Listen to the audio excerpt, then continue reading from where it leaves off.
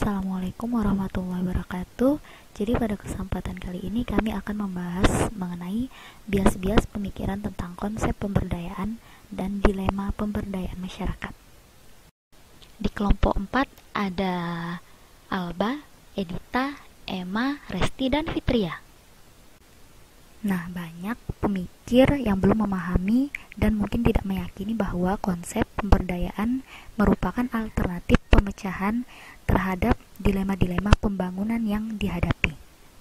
Sekarang kami akan menampilkan 10 bias-bias pemikiran tentang konsep pemberdayaan masyarakat. Bias pertama adalah adanya kecenderungan berpikir bahwa dimensi rasional dari pembangunan lebih penting dari dimensi moralnya. Dimensi material lebih penting daripada dimensi kelembagaannya, dan dimensi ekonomi lebih penting dari dimensi sosialnya.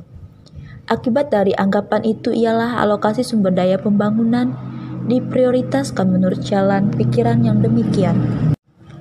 Bias kedua adalah anggapan bahwa pendekatan pembangunan yang berasal dari atas lebih sempurna daripada pengalaman dan aspirasi pembangunan di tingkat bawah. Akibatnya, kebijaksanaan pembangunan menjadi kurang efektif karena kurang mempertimbangkan kondisi yang nyata dan hidup di masyarakat. Bias ketiga adalah bahwa pembangunan masyarakat banyak di tingkat bawah lebih memerlukan bantuan material daripada keterampilan teknis dan manajerial. Anggapan ini sering mengakibatkan pemborosan sumber daya dan dana, karena kurang mempersiapkan keterampilan teknis dan manajerial dalam pengembangan sumber daya manusia, dan mengakibatkan makin tertinggalnya masyarakat di lapisan bawah. Bias keempat adalah anggapan bahwa teknologi yang diperkenalkan dari atas selalu jauh lebih ampuh daripada teknologi yang berasal dari masyarakat itu sendiri. Anggapan demikian dapat menyebabkan pendekatan pembangunan yang di satu pihak terlalu memaksa dan menyamaratakan teknologi tertentu untuk seluruh kawasan pembangunan di tanah air yang sangat luas dan beragam tahap perkembangannya ini. Di lain pihak, pendekatan pembangunan terlalu mengabaikan potensi teknologi tradisional yang dengan sedikit menyempurnakan dan pembaharuan mungkin lebih efisien dan lebih efektif untuk dimanfaatkan dibandingkan dengan teknologi impor. Bias kelima adalah anggapan bahwa lembaga-lembaga yang telah berkembang di kalangan rakyat cenderung tidak efisien dan kurang efektif, bahkan menghambat proses pembangunan. Anggapan ini membuat lembaga-lembaga masyarakat di lapisan bawah kurang dimanfaatkan dan kurang ada ikhtiar untuk memperbaharui, memperkuat, serta memberdayakannya. Bahkan justru terdapat kecenderungan untuk memperkenalkan lembaga-lembaga baru yang asing dan tidak selalu sejalan dengan nilai dan norma masyarakat. Bias keenam adalah bahwa masyarakat di lapisan bawah tidak tahu apa yang diperlukannya atau bagaimana memperbaiki nasibnya. Oleh karena itu, mereka harus dituntun dan diberi petunjuk, serta tidak perlu dilibatkan dalam perencanaan, meskipun yang menyangkut dirinya sendiri.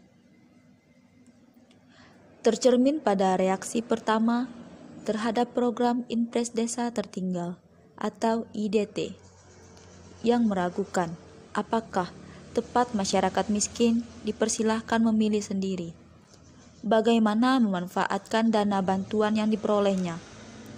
Akibat dari anggapan ini, banyak proyek-proyek pembangunan yang ditujukan untuk rakyat, tetapi salah alamat, tidak memecahkan masalah, dan bahkan merugikan rakyat. Bias ini melihat masyarakat sebagai objek dan bukan subjek pembangunan. Bias ketujuh adalah bahwa orang miskin adalah miskin karena bodoh dan malas. Dengan demikian, cara menanganinya haruslah bersifat paternalistik, seperti memperlakukan orang bodoh dan malas, dan bukan dengan memberi kepercayaan, dengan anggapan Demikian masalah kemiskinan dipandang lebih sebagai usaha sosial dan bukan usaha penguasa. Adapun konsep pemberdayaan masyarakat seharusnya yang dirancang. Yang pertama itu, upaya harus terarah. Secara populer disebut pemilihan dan ditunjukkan langsung kepada yang memerlukan, dengan program yang dirancang untuk mengatasi masalah sesuai dengan kebutuhannya. Yang kedua, program harus langsung mengikut sertakan atau bahkan dilaksanakan oleh masyarakat yang menjadi sasaran. Mengikut sertakan masyarakat yang akan dibantu mempunyai beberapa tujuan, yakni supaya bantuan tersebut efektif sesuai dengan kehendak dan mengenai kemampuan serta kebutuhan mereka. Selain itu, sekaligus meningkatkan kemampuan masyarakat dengan pengalaman dan merancang, mengelola, melaksanakan, dan mempertanggungjawabkan upaya peningkatan diri dan ekonominya. Yang ketiga, menggunakan pendekatan kelompok, karena secara sendiri-sendiri masyarakat miskin kesulitan dalam memecahkan masalah yang dihadapinya.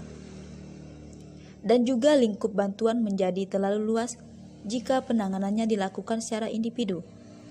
Karena itu, pendekatan kelompok adalah yang paling efektif dan dilihat dari penggunaan sumber daya juga lebih efisien.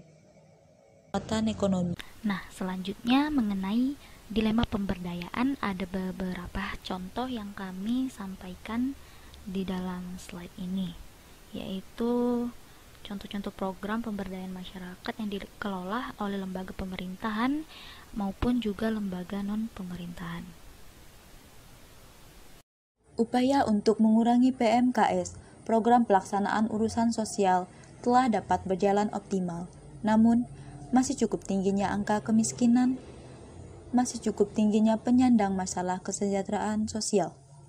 Oleh sebab itu, dapat kami rekomendasikan kebijakan umum sebagai berikut. A. Memberdayakan dan memfasilitasi keluarga miskin. B. Meningkatkan pembinaan kehidupan beragama. C. Meningkatkan kualitas pelayanan pemberdayaan PMKS dan peran aktif masyarakat atau PSKS dalam penyelenggaraan kesejahteraan sosial. D. Meningkatkan partisipasi dan kesadaran masyarakat untuk menurunkan dan menghindari penyalahgunaan nafza. Kondisi real lembaga publik pemerintah. Rejim Soekarno adalah rejim yang berusaha membangun sebuah negara mandiri di atas puing-puing yang ditinggalkan sepanjang masa penjajahan dan membentuk sebuah pemerintahan dengan latar revolusi fisik yang setidak-tidaknya mencoba mengakomodir setiap komponen bangsa ini.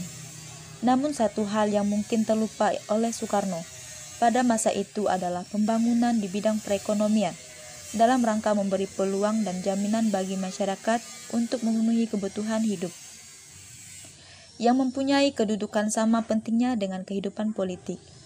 Kondisi tersebut mengakibatkan ketidakstabilan kehidupan bermasyarakat yang pada akhirnya bermuara pada pergantian kabinet sebanyak 27 kali selama 22 tahun ia berkuasa.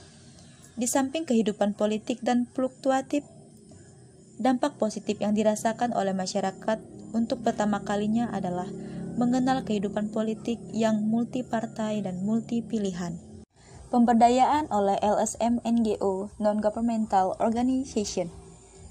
Kegiatan-kegiatan peningkatan kesadaran akan hak sebagai warga negara, sharing of theory, dan juga bersama-sama menghadapi kebijakan publik yang dinilai merugikan masyarakat dan lingkungan hidup yang dikeluarkan oleh pemerintah atau pihak swasta. Namun demikian, ada beberapa perbedaan yang mendasar antara LSM dan NGO dalam proses pemberdayaan masyarakat, yaitu 1. NGO memasuki area pengambilan keputusan yang dilakukan oleh para tokoh masyarakat. Kedua, sehingga tingkatan partisipasi masyarakat yang muncul adalah interactive participation, yaitu proses yang melibatkan multidisiplin, metodologi, dan ada sistem belajar yang terstruktur.